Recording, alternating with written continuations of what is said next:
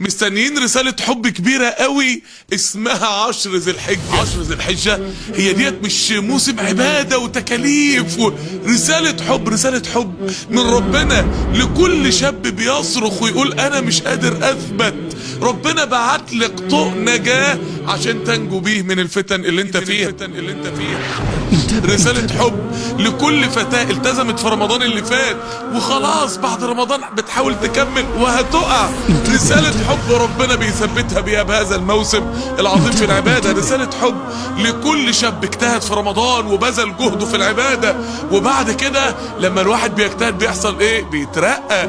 ف10 ذي الحجة دي حركة ترقيات، ربنا هيرقيك وهيرقيكي فيها. رسالة حب يا جماعة. لو الوقت انا عرضت عليكي عقد عمل 10 ايام ب1,000,000 جنيه، ب1,000,000 جنيه، تخيل كده لو اتعرض عليك العقد ده هتوافق ولا لا؟ ده انت هتسيب الدنيا واللي فيها. انما انا مش بسأل على كده، اللي يعرض عليك العرض ده يبقى بيحبك قد ايه؟ يبقى بيحبك قد ايه؟ اللي يعرض عليك العرض ده يبقى مقدرك قد ايه؟ مقدرك قد ايه؟ اللي يعرض عليك العرض ده يبقى يحب انك انت تختنق ويبقى احوالك احسن احوال قد ايه؟ احوال قد ايه؟ اهو ربنا جايب لنا 10 ايام ومش ب1,000,000 جنيه. ده ملايين الدنيا كلها ما تجيبش الثواب اللي ربنا بيديهولنا على عبادة ال10 ايام دول.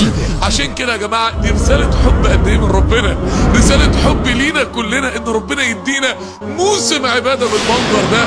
عشان كده لما ابن عباس يروى عنه، عشان تشوفوا قد ايه 10 ذي الحجه رسائل حب، لما ابن عباس رضي الله عنه يروى عنه ان ثواب الحسنه في 10 ذي الحجه ب700 ضعف. يعني ثواب قراية صفحة القرآن في 10 ذي الحجة بقراية 700 صفحة القرآن. إذا كان المصحف كله 600 صفحة أصلا، يبقى ثواب قراية صفحة القرآن في 10 ذي الحجة أعلى من ثواب ختمة القرآن خارج 10 ذي الحجة. يعني أنا عايز أقول إيه؟ أنا عايز أقول إن ده مش حب يا جماعة. الإمام الأوزاعي لما يقول لك إن أجر العبادة في كل يوم من أيام العشر بأجر غزوة في سبيل الله، في سبيل الله. غزوة دي يا جماعة غير سرية، غزوة دي كأنك خرجت الجهاد مع النبي عليه الصلاة والسلام. يعني أنا دي مش رسالة حب. لما قتادة رحمه الله يقول لك ان صوم اليوم في 10 ذي الحجة بأجر سنة، كأنك صمت سنة. يعني ال9 ايام بصيام 9 سنين عند ربنا سبحانه وتعالى. ابن سيرين يقول لك ان صوم اليوم برضه بأجر سنة. يعني ده مش رسالة حب ليك، دي مش رسالة حب ليكي. اللي عامل لك موسم عبادة في كل النفحات دي، في كل الكرم ده، في كل المضاعفة دي، يبقى ده مش رسالة حب لينا يا جماعة. ما انتش حاسة انك حبيتي ربنا، مش حاسس ان حبك لربنا زاد.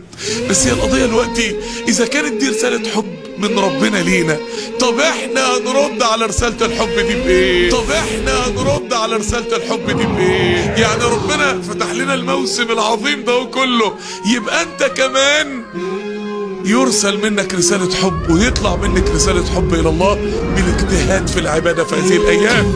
هو الموضوع كده يا إخواني، هو الموضوع كده. لما ربنا يعمل لك يوم واحد اللي هو يوم عرفة عبادة واحدة فيه اللي هي الصيام، تكفر 2 ذنوب، 2 ذنوب، سنة ماضية وسنة آتية.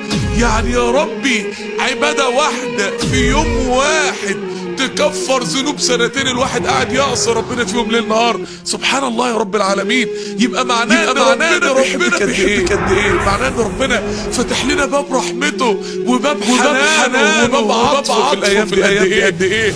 يبقى احنا لازم نرد على هذا الحب بايه؟ بحب لله في شكل طاعه لله سبحانه وتعالى.